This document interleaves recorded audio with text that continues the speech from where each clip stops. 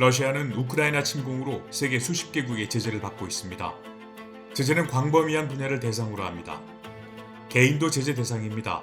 블라디미르 푸틴 러시아 대통령과 두 딸, 고위 관리와 주요 사업가 등이 포함됐습니다. 러시아 은행들의 국제금융통신망 연결이 금지됐고 러시아 중앙은행 자산은 동결됐습니다. 세계 수십 개국이 러시아 항공기의 이착륙과 영공 비행을 금지했습니다. 미국은 러시아 석유와 천연가스 수입을 금지했고 많은 유럽 국가들은 러시아 에너지 사용 축소 계획을 발표했습니다. 수입 금지는 러시아의 다양한 공산품과 고급 품목에도 적용됩니다. 미국은 러시아와의 정상적인 무역 관계를 중단했고 유럽 국가들도 비슷한 조치를 취하고 있습니다.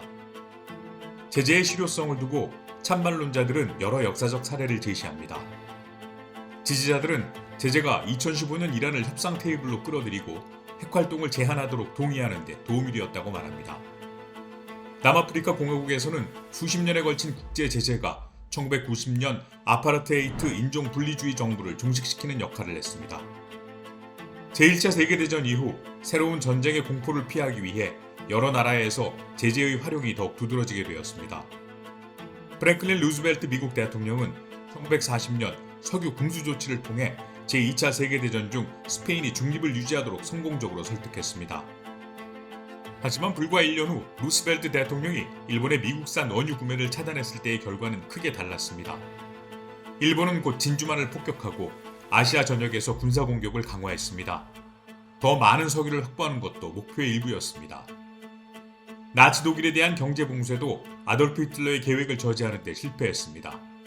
히틀러는 영토 확대 이유로 제재에 대한 우려를 언급하기도 했습니다.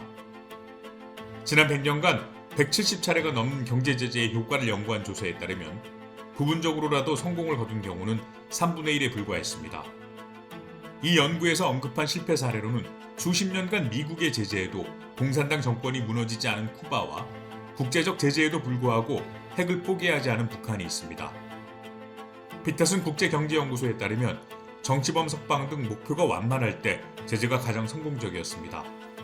하지만 정권 교체나 민주화를 추구할 때는 성공 가능성이 훨씬 낮아집니다.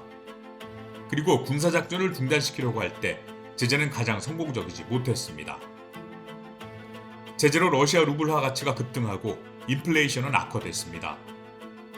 미하일 미슈스틴 러시아 총리는 4월 러시아가 30년 만에 가장 어려운 상황에 직면했다고 시인했습니다.